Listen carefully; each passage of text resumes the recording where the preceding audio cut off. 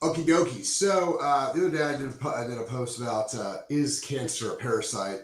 Go watch that one if you want to know. It's not. Uh, but anyway, that kind of got a bunch of people asking me questions, and it made a lot of talking about having access to ivermectin, fenbendazole, things like that. It made a lot of docs mad. Like there's a bunch of people on X who are screaming about how Texas is making ivermectin prescription free, and a lot of doctors are super mad about that. They're not mad because you're getting access to a medication that has been proven to really work well against cancer. They're not mad because there's very little side effects. They're not mad because it's cheap. They're mad because the state is giving you back ownership of your body. And the doctors are mad because if you get to have access to something without their permission, it gives you the idea that maybe you own your body, not the medical doctors, not the medical industry. That's what they're mad about. They're mad about the fact that the prescription function is gone, not that you have access to it. So make sure you remember that. But let's get into, how do these things actually work? So let's go with fenbendazole first. Fenbendazole is a veterinary medicine, which is technically chemically just a tad different than menbendazole. Menbendazole is the human version, and they're basically the exact same. There are some little tweaks, but they're not exactly different. Fenben works great. It is what's called a beta tubulin blocker. The way it works is, so when a cell divides, there are these little offshoots from, so as the DNA starts to split, they start spinning off all these little spindles, all these little roads or pathways or tubes that can feed everything. They're called microtubulins. And that's how the cell feeds itself and grows and divides. Well, in cancer cells, they're always in a state of growing new cells. Like you heard about, they're just rapidly, people describe cancer as overly rapidly producing, it grows too fast, right? So there's always these microtubulins there providing food and everything else for the rest of the cell. Well, what happens is that there's an alpha and a beta tubulin, which is, as they start to form, they're both important. Well, what fenbendazole and menbendazole do is they literally latch onto and block the growth of those beta tubulins. And so the cancer literally cannot grow. And so if it can't grow, it can't feed itself. It can't feed itself, it can't grow. And so it just dies. And so that's how menbendazole and fenbendazole work. And it works really, really well. And the argument of, well, if that was really a thing, then the cancer community would have a bunch of them. They do. They have a lot of drugs that are beta tubulin blockers, and they do work pretty well. And there's some of them that are pretty cheap. And there's a lot of them that are $6,000 to $10,000 a month.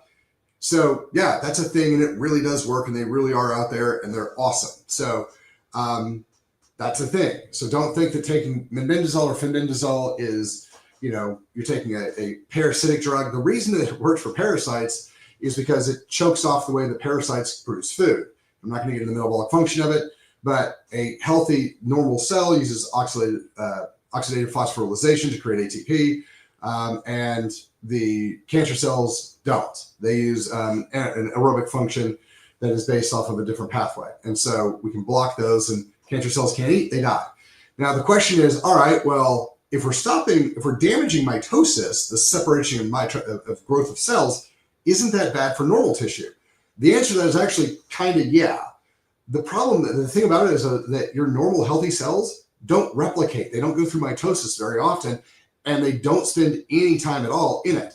And so if you're only targeting the time that cells are in mitosis, then the cells that are replicating quickly are going to get hit really hard, and the ones that don't replicate very quickly aren't going to be hit that hard. So if you have a cancer, the idea of a beta tubulin is, look, we're going to irritate the normal cells, and we're going to be devastating the cancer cells. Great, knock that out. So the argument that everybody should be taking these things all the time, that might not be as awesome of an idea. Now, once you got it, obviously you got to do what you got to do. Ivermectin's a little bit different in the way that it actually functions. And so, a lot of people are using this for skin cancer because it's a great topical. You can put it right on. So it actually increases apoptosis in these cells, which is programmed cell death. Autophage, so they'll actually eat themselves. It blocks the PAK and the EGFR pathways that feed the cancer cells, and so they can't eat, they die. And it blocks the angiogenesis, the actual creation of blood vessels inside the cancer. So again, they can't feed themselves and they die. So, because again, cancer cells are growing really, really, really fast. They need lots of materials and lots of food and lots of stuff. If they don't get it, they just collapse in on themselves. So that's how these things actually work. And we have lots of actual research and stuff. Look them up. They actually have a lot of anti-cancer functions that have been documented and proven. So when people are like, oh, that's just internet crazy conspiracy hoaxy stuff, you should go spend $100,000 and get normal cancer treatment. These technically are normal cancer treatment pathways. They're just not the normal drugs people use. So these things are real. These things do have very documented researched function that would stop cancer. Now, this is not the only things I would recommend that you do. If you have cancer, or if you're worried, these are things that will actually work if you worry about cancer. Radically decrease all the inflammation in your body. One of the best ways to do this is to heal the liver and get the the glucagon insulin ratios reset. There are peptides that help this tremendously. They're GLP-1s. The new GLP-3s are probably the best at it. So balance that inflammation. Like a lot of people, when they start on things like Retta or retatrutide, if they do it right, they have this massive like drop in inflammation, which is 100% what you want. So this is getting into a keto diet, that type of thing. That's what Retta and these things help your body to do. They utilize fat as a fuel source, and they cut back on the sugar function that's in the blood, decreasing glucose and insulin function, which are both growth functions for cancers. So keto diets, the GLP-3s are great. And then what we have to understand about inflammation is that inflammation is your body screaming for nutrients. People are like, oh, omega-3 is anti-inflammatory. Don't think of it like a fire that omega-3s come and put the fire out. The inflammation is your body screaming like, we don't have the chemicals we have to function the way we're designed to function. We really need this thing. And when your body gets it, the inflammation goes, all right, thanks, we got what we needed, and it quiets down.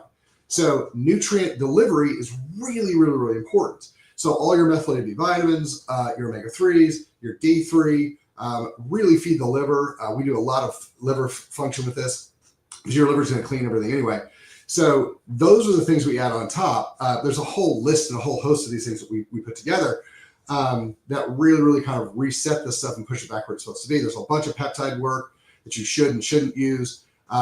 For instance, some cancers, GHK copper isn't a bad option. Some it might be, because GHK copper increases angiogenesis, which is delivery of new blood vessels. So do be careful with exactly what you're using. But a lot of these things are really, really beneficial. So basically the idea is we need to get the body as healthy as we possibly can, and we need to make it unhealthy as possibly can for cancer. And so that's what the ivermectin and fenbendazole are helping people do. If they radically increase their nutrient delivery and radically decrease their stress and decrease their inflammation, we have significantly better outcomes. But these things really do work. Please look them up and don't just listen to the medical naysayers, the medical docs who are like, if you don't go through the normal, cancer chemo stuff, you're a horrible, terrible person. These drugs, these medications technically are part of what they normally use. They're just easier access and they're way, way cheaper. And so that's why they don't get prescribed very much. Like I said, there are some cheaper beta-tubulin blockers, but a lot of the ones that are being used, the ones being chosen to use, are usually between $6,000 and $10,000 a month, when fenbendazole is like $500 for a pretty solid dose. So keep those things in mind. If you guys are working about this, if you guys are worried about this type of stuff, get with people who know what they're doing on it. I would never tell you that you should just take Fenben or just take ivermectin by itself. You guys are going to need to feed the liver so it can process and pull all the inflammation out. You guys are going to need to make sure the gut gets healed, because that's how you bring in your nutrients. And you guys are going to have to make sure your blood gets cleaned, blood and lymph, and that's going to be liver function. So make sure you guys are keeping track of all the stuff. You guys are giving the nutrients your body needs. You guys are pulling out the stuff that feeds the cancer, or that just detracts from your own natural healthy tissue. Make sure you get your healthy hormones up where they're supposed to be. But don't let people tell you that ivermectin and fenbendazole are quackery and that they shouldn't be used, because they've been having great results. I have personally seen ivermectin take out squamous cell skin cancer real quickly, like within 6 weeks. Saw it here in the office. I've seen it with several patients. So it's not a thing that, obviously we would tell you, because that would most likely be illegal. So I've just seen other people who come up with the idea on their own and come in and ask for nutrition help. but that's beside the point. So yeah, so these reports of people using it and having a beneficial effect, it is a thing. Again, get with a doc who knows what they're doing. There's a lot of other things outside of this that you need to take into account. If you're on other medications, there's a chance that these things can interact with your medications in a way that no one really knows. And so getting somebody to walk you through this, do the blood work's really important on this. Getting these things done is super duper important. So this isn't just a go buy stuff on Amazon and that's the way you treat it. That is not what I'm saying at all.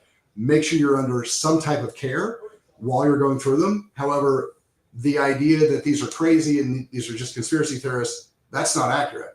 The research on how they work in the body is very out there and definitive that it really does do the things that people say it's supposed to do. And we have the research on it. So just as an FYI, if you guys do want to argue the facts on that, that's fine. Any of the docs who are angry about it, go ahead and DM me. We can jump on a podcast if you want to. We can go back and forth about how we should only use the beta-2 blockers that the FDA has approved for this and that they make the most money off of.